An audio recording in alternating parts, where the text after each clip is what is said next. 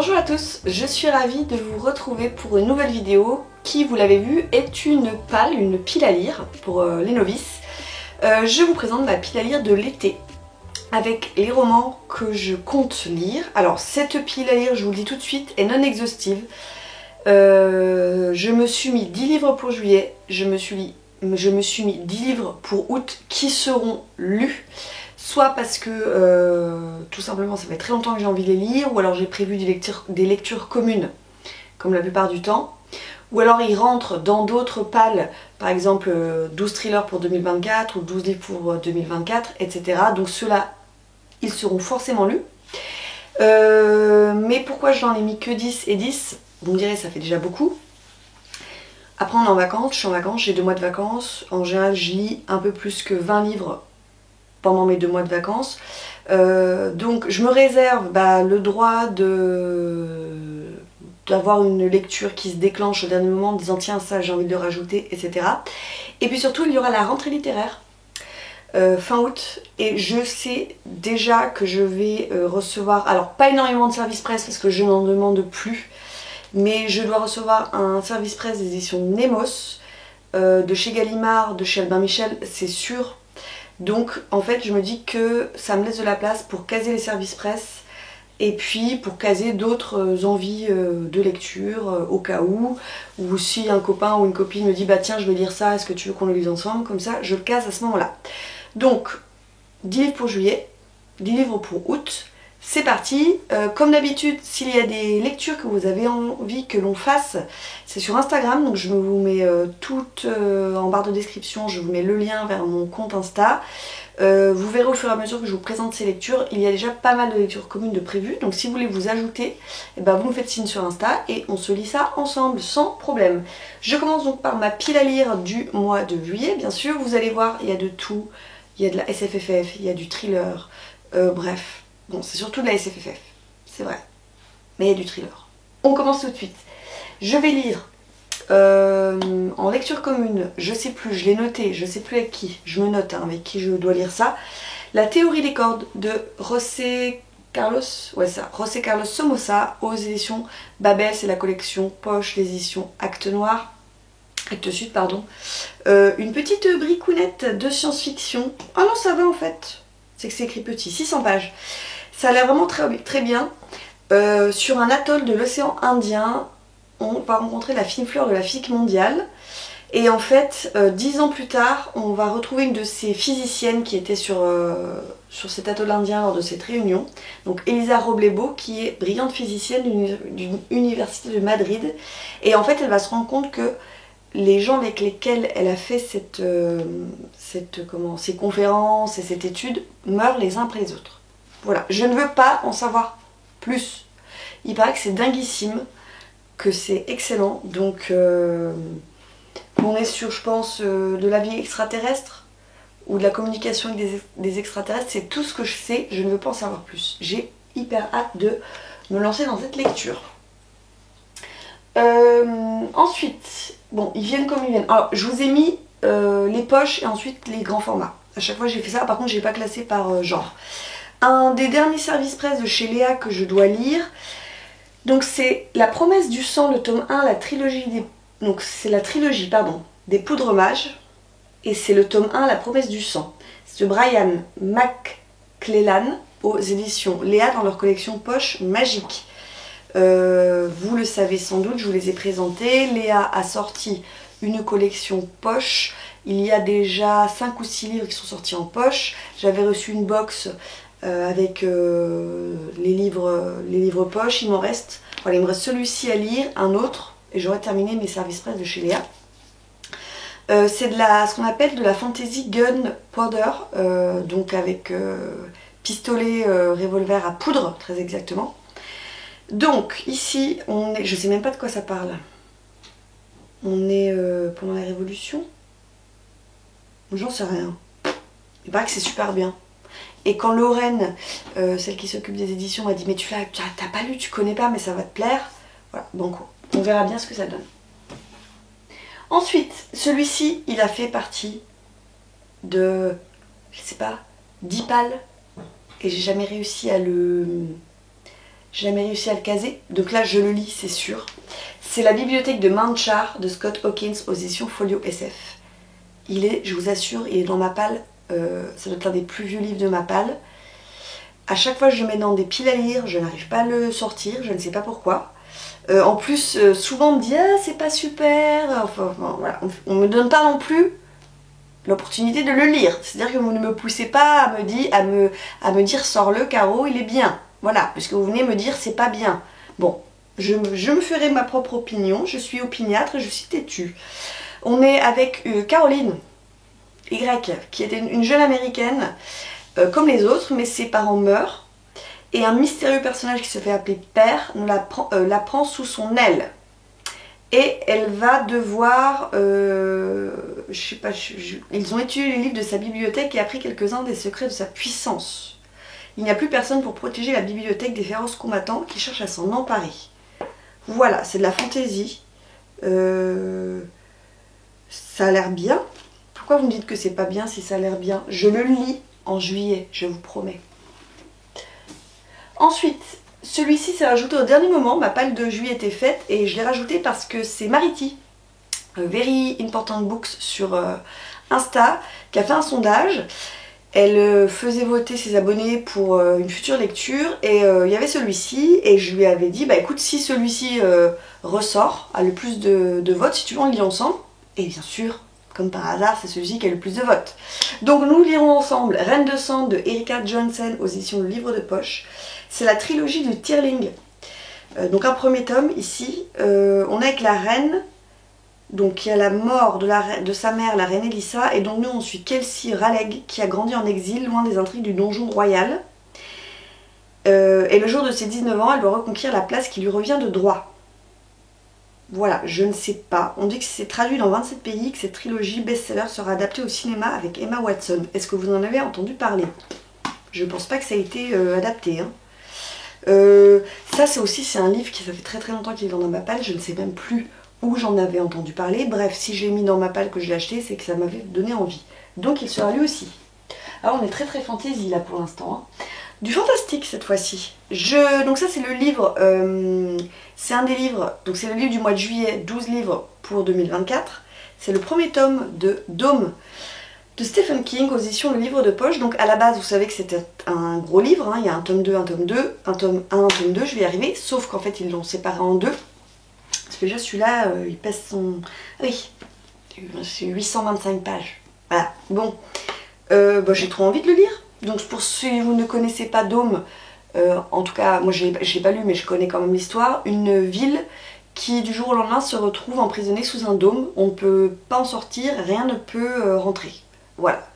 En plus j'adore ces nouvelles éditions du Livre de Poche. Donc j'ai le tome 1, j'ai bien sûr le tome 2 dans ma palle. Par exemple vous voyez le tome 2, je me dis si le tome 1 j'ai adoré, et ben le tome 2 je le lirai au mois d'août. Je ne l'ai pas mis dans ma palle, mais je me réserve le droit de l'envie de le glisser dans ma palle du mois d'août. Donc le tome 1 sera lu en juillet. La conclusion de la saga, donc on est dans du fantastique, Wayward Pines, le tome 3, Destruction de Blake Crouch aux éditions Gallmeister. Bah voilà, j'ai adoré le tome 1, j'ai beaucoup aimé le tome 2. Il nous reste à savoir comment toute cette histoire malheureuse pour Ethan se termine. J'ai hâte également de savoir ce qui va se passer. Lecture commune également dans le groupe puisqu'on aura lu les 3 tomes en lecture commune. Donc ça c'est super bien. Alors là je me lance aussi, je crois que c'est avec Marianne qu'on se lance toutes les deux. On va lire L'Assassin Royal, le tome 1 de Robin Hobb. Dois-je encore la présenter aux éditions J'ai lu. Je me suis acheté les 3 premiers tomes dans cette magnifique réédition de chez J'ai lu. Que je trouve très très belle. Personnellement je trouve que c'est vraiment les plus belles éditions et voilà. Alors c'est sûr que J'ai lu, ils font des éditions tous les ans, hein. Voilà, c'est le marketing, mais celles-ci sincèrement je trouve que ce sont les plus belles qui sont sorties jusqu'à présent. Je me suis pris le tome 1, le tome 2, le tome 3. J'avais lu, en fait ce tome 1 je l'ai lu il y a longtemps, j'ai lu ça il y a peut-être 15 ans et en fait c'était au début où je commençais la fantaisie, j'avais pas accroché et je pense que j'avais pas le bagage suffisant pour Ça doit être un des premiers livres de fantasy que j'ai lu pour tout comprendre, pour tout saisir, pour apprécier. Et maintenant que je suis une lectrice de fantasy, je pense que je vais mieux apprécier. Et sincèrement, je me souviens plus du tout de ma première lecture, donc c'est pas grave. Du coup, c'est cool. Et donc, du coup, vous verrez que j'ai le tome 2 dans ma palle du mois d'août. Un livre aussi, donc ça c'est les thrillers que je dois lire en 2024-2025, un par mois.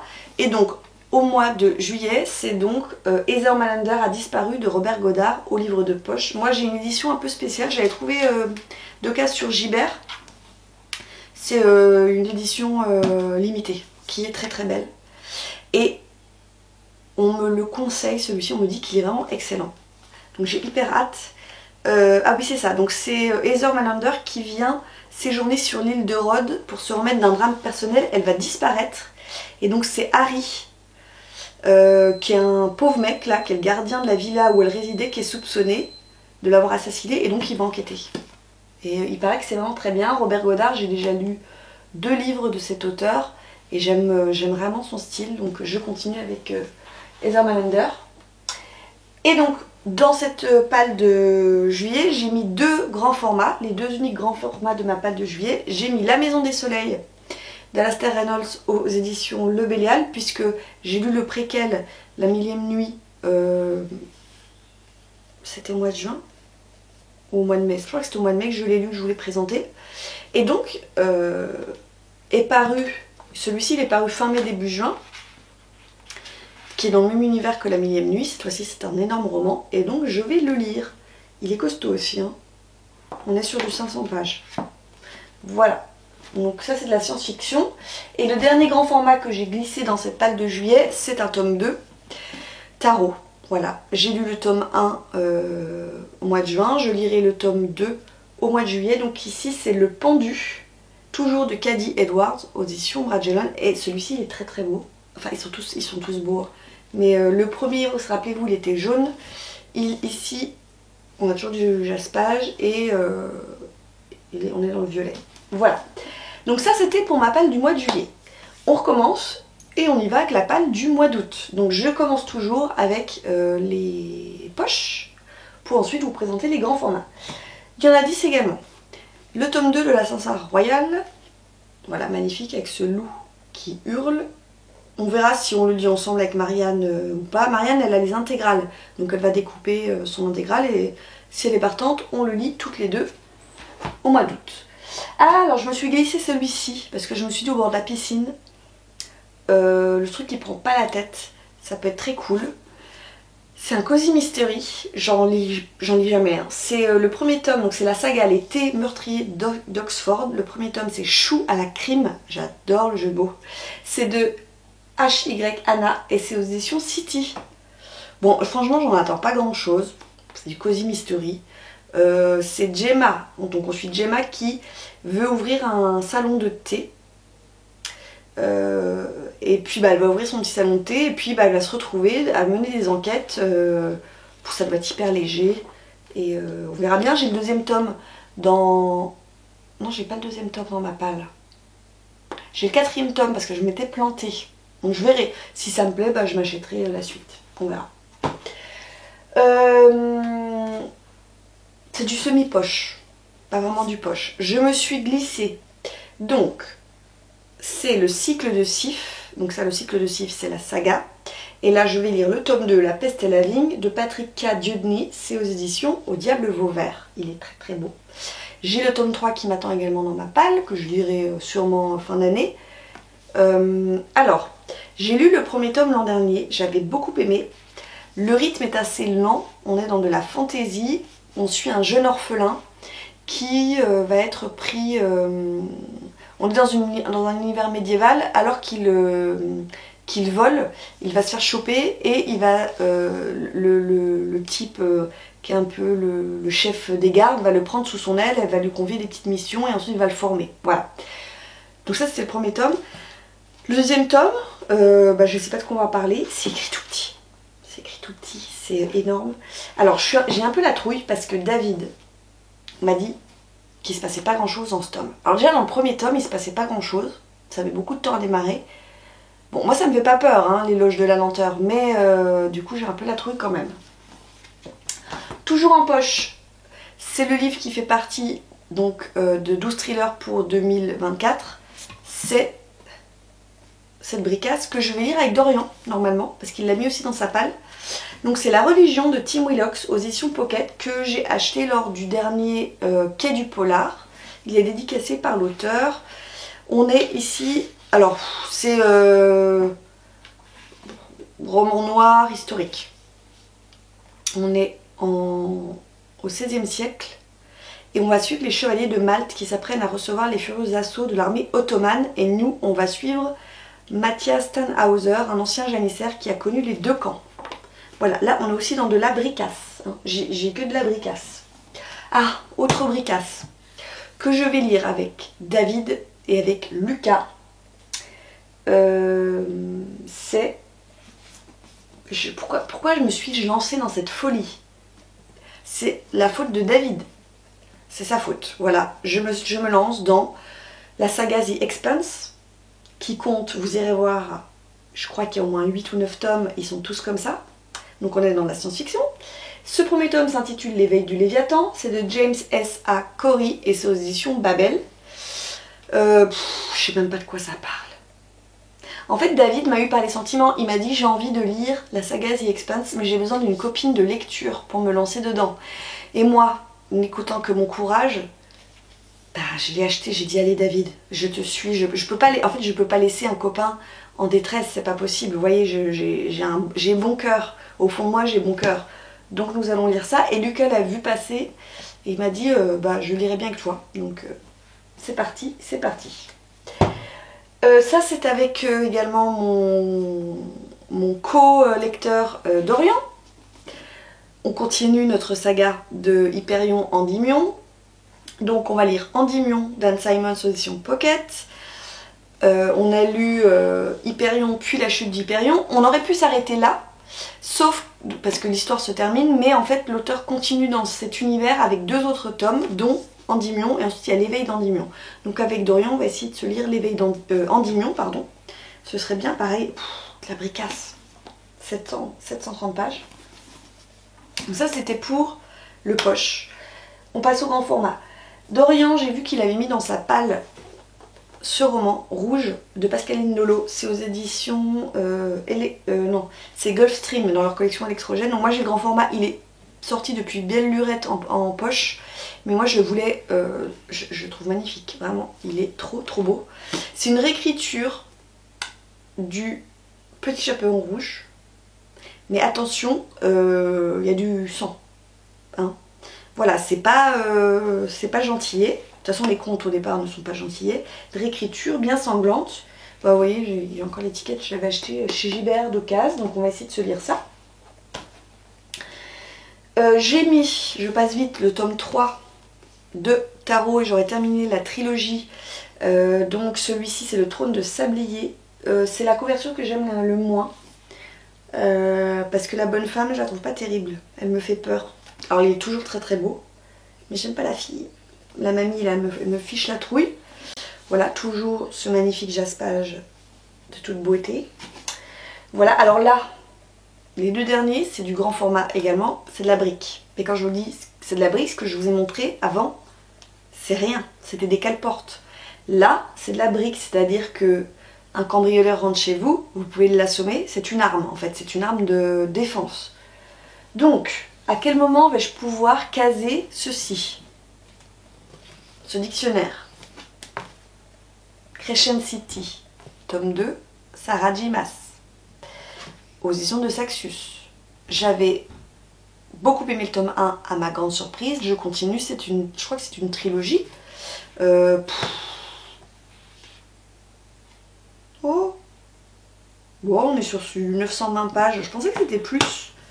Voilà, donc c'est La Maison du Ciel et du Souffle. J'irai voir un petit résumé quand même du premier tome sur internet pour me rafraîchir les idées, parce que le premier tome je l'ai lu il y a quand même 2 ans. Hein. C'était en été il y a 2 ans. Voilà, donc c'est pareil ça. Si vous voulez le lire avec moi, je vous accueille volontiers pour une lecture commune. N'hésitez pas surtout. Et le dernier, et pas des moindres, il fait partie de ma palle 12 livres pour 2024. J'ai très peur. Alors lui, il pèse pour le coup, je vous assure. Celui-ci, vous voyez, ça va, ça va. On fait un peu de muscu, mais ça va. Mais alors celui-ci, je sais pas le papier, ce que c'est que ce papier, c'est du papier en plomb, c'est pas possible. Je pense qu'il pèse 2 kilos le truc. Donc en gros, ça c'est un livre, vous l'avez chez vous, vous pouvez pas le sortir, vous pouvez pas aller à la plage avec, hein, c'est pas possible. C'est Le Long du Vent de Patrick Rothfuss aux éditions Bragelonne. Il est pas gros comme ça, mais faut que je pèse. Il pèse 1 tonne. Non, il est moins lourd, il est moins gros que le Sarah J. Maas. De quoi ça cause, j'en sais rien du tout. Normalement, je sais que David l'a également dans sa palle. Donc David, si tu m'écoutes, je le lis avec toi. Voilà. Et lui, il sera lu parce que je dois absolument le lire au mois d'août, hein, pour respecter mon challenge. Voilà. Un homme prêt à mourir raconte sa propre vie, celle du plus grand magicien de tous les temps. Donc écoutez, on verra bien ce que ça donne. A priori, c'est un chef-d'œuvre. Je me ferai ma propre opinion. Voilà, et c'est terminé pour cette palle de l'été, vous avez vu, qui est énormissime, où je me garde du coup un peu de place pour éventuellement, si j'ai eu une envie de lecture, lire absolument la suite d'une saga ou un service presse. Donc 10 livres en juillet, 10 livres en août. N'hésitez pas à me dire si vous avez lu ces bouquins. Je pense que vous les avez lus parce que vous avez vu, j'ai peu de nouveautés. Finalement, c'est vraiment j'ai des livres qui traînent dans ma palle depuis... j'allais dire depuis des lustres, bon, faut pas exagérer, mais depuis des années, donc n'hésitez pas à me dire si vous avez aimé. N'hésitez pas à me proposer une lecture commune aussi, ça me ferait très plaisir. Ça se passe sur Instagram comme d'habitude.